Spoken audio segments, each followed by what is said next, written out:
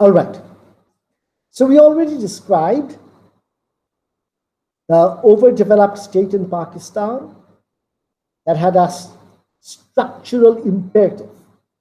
I say structural because the structure of the state is such that this is its mandate. Structural imperative to develop capitalism. That's the state in Pakistan. Now, because the whole purpose, the whole mission is to develop capitalism, in India it was very different. Of course, it was capitalist, but it wasn't quite the same with the same fervor. It wasn't following the US example of capitalism. Nehru was a socialist, and he tried to bring in some socialist reforms within the economy. So for Pakistan, the US played an extremely strong role. In fact, 1950s and 60s was the height of the Cold War. You've heard of the Cold War? Basically, where the world was divided up between the United States and between Soviet Union and their allies. But behind that, a lot of countries said, we don't belong, we don't want to be part of the Soviet camp, we don't want to be part of the United States camp. What we want to do is have an independent development strategy. And that is how the non-aligned movement started. We are not aligned to the Soviet Union or to the United States. And non-aligned leaders included Nehru from India, Julius Nyerere from Tanzania, Nasser from Gamal Abdel Nasser from Egypt, and Kwame Nkrumah from Ghana, Sukarno from Indonesia. A lot of leaders that wanted their own national path to development didn't want to be part of the US or the Soviet bloc. Now, Pakistan decided no. Pakistan said, we want to be firmly entrenched in the US orbit. Remember in the last class when we were talking about economics, the economic systems, and Pakistan's economic planning, we talked about how strongly the US influenced it. And because of that, because Pakistan being a part of the US bloc, the US sent massive aid to Pakistan. Foreign aid accounted for in the second 5-year plan, 55 to 60, if I'm not mistaken, 50% of the foreign aid, foreign aid and primarily US foreign aid accounted for 50% of all the funding for the 5-year plans. And as we said last time, the Harvard Advisory Group led the planning for Pakistan's development. So Pakistan became firmly entrenched. Here I need to tell you something.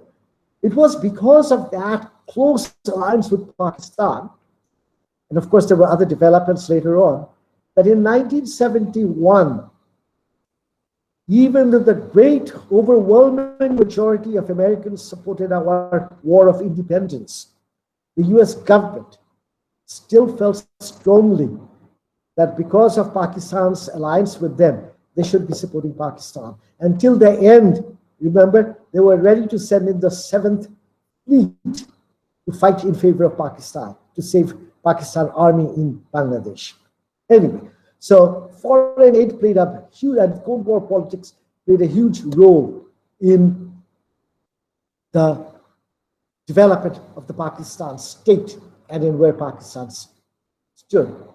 This we discussed in the past, but just for you to know how the civilian government, so the state is their military bureaucracy, right?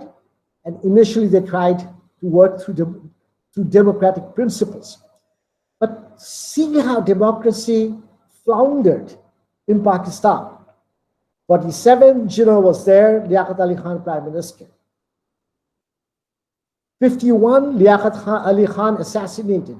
Interestingly, the person who shot Liaquat Ali Khan was taken to the police station, and the police chief, he took out his gun and he shot him dead.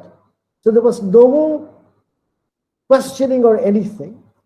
And the plane taking all the papers to be investigated, that plane suddenly blew up. There was nothing there to follow up on Liaquat Ali Khan's killing, assassination. So you have that starting from there on.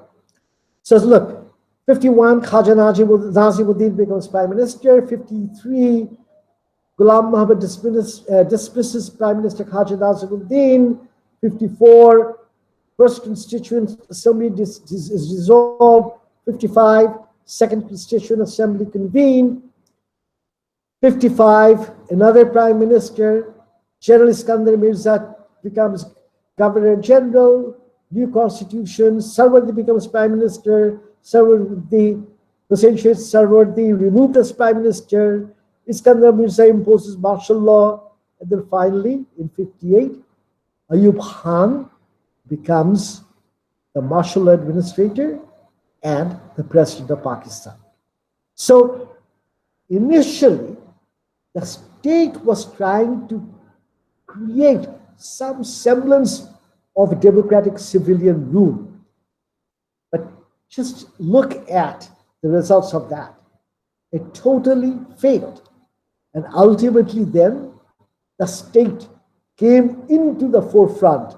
The military came into the forefront and introduced martial law and started ruling directly. The military, with the aid of the bureaucracy, started ruling directly. There was no semblance of democracy anymore. And what happened from 58 onwards? The assault on democracy. You have continued promotion of capitalist industrial development. Remember, we talked about that, about 22 families and others. In the last class, we talked about how capitalist development took place. There was also a green revolution, primarily in West Pakistan, where they created a rich peasant class. The poor peasants suffered, but the green revolution brought in agricultural reforms and created a new rich peasant class who would then be supportive of the military and the bureaucracy and the state. And you have basic democracy, which we talked about in the past, and how basic democracy was a way to subvert democracy.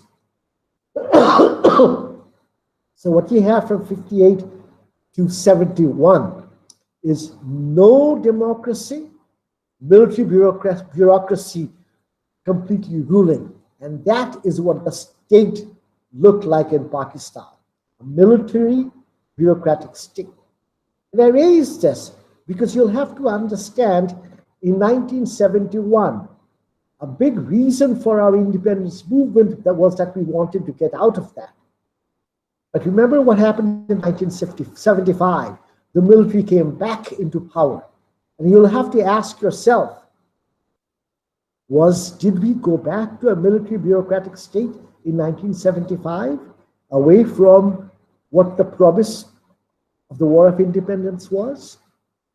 Anyway, so in Pakistan, military bureaucracy, what do they end up doing?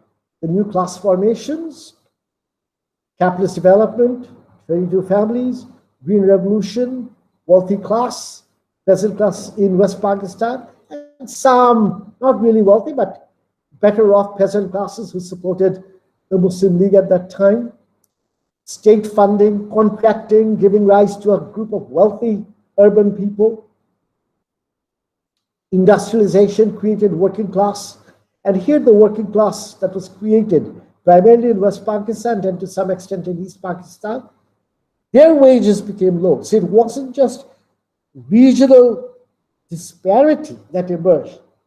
It was income inequality also, because working class people in both East and West Pakistan earned, in real wages, earned less and less. Peasant population in East Pakistan, surplus was extracted from East Pakistan to provide to West Pakistanis and for capital formation. And so you have increasing impoverishment.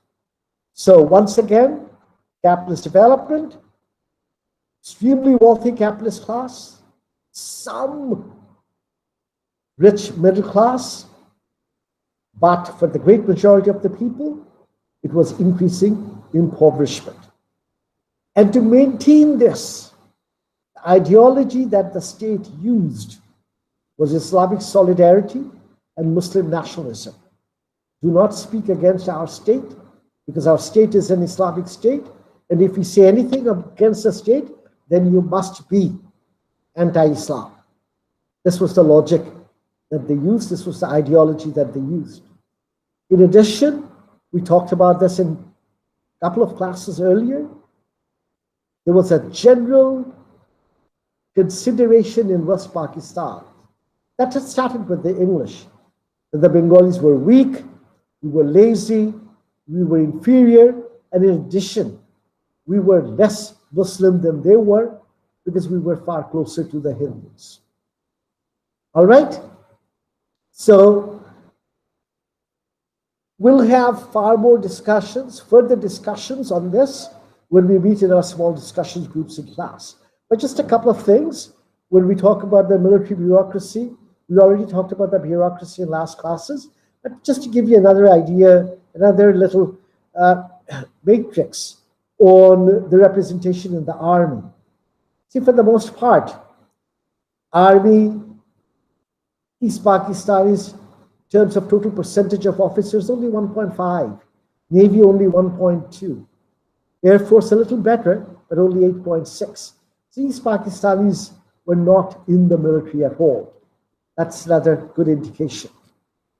So because of all this, the development of capitalism, there were real contradictions that emerged.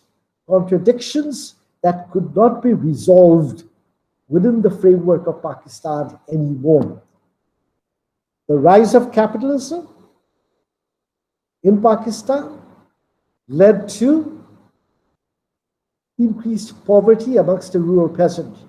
Cannot be reconciled. If you're getting capitalists more and more money, peasantry will become poorer and poorer. There's no way out of that.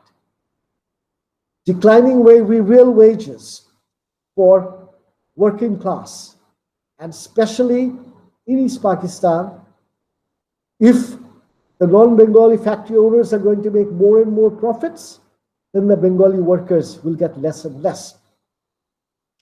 For Bengali petty bourgeois people, the petty bourgeoisie, people in government employment, in private sector, higher echelons of these were closed. Bengalis could not get into higher levels of government employment or even into top management positions in the private sector. Some did, but very few. So that blocked us from any improvements. In addition, the Islamic ideology that they were trying to propagate, and I'm not saying Islamic ideology as such, but the Islamic ideology that Pakistan was propagating really lashed out at our linguistic and cultural heritage. So we too started resenting that too. It was an attack on our economy. It was an attack on our political participation. It was an attack on our culture. And so those were the contradictions that could not be resolved. There was very little way in which, and the Pakistan army and the Pakistan state realized that. There was very little in the way of accommodating Bengalis according to the 6-point plan without giving up the power of the West Pakistanis. So either West Pakistanis or the Pakistan state was in a conundrum. Do we hand over power to Mujib and the rights of Bengalis? If we do, we can't be maintaining the exploitation that we are doing. And if we can't maintain this exploitation, why do we even want Pakistan? So what they did was, they realized these contradictions, and I refer to that as antagonistic contradictions. It could not be resolved within the framework of Pakistan. So if it could not be resolved within the framework of Pakistan, what would happen? If there were nice people, which there weren't, And I'm not talking about common people of West Pakistan. The common people of West Pakistan are exactly like us. We suffered. But we're talking about the state and the ruling powers. For them, they could have handed over power to us, but then again, they really couldn't.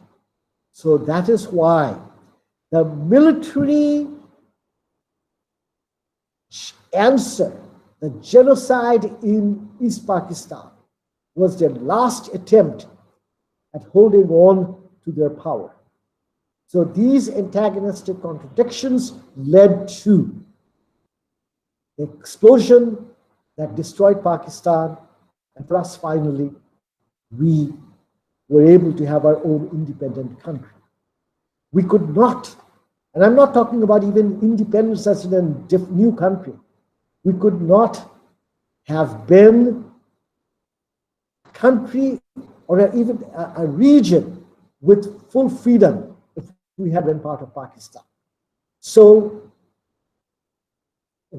Muktir Sangram, our fight for freedom, that Mukti Sangram could not be accommodated in the old Pakistan state. The Mukti Sangram of necessity would lead to Shadhinata Sangram, the struggle for independence. Thank you very much. Let's have further discussions in class.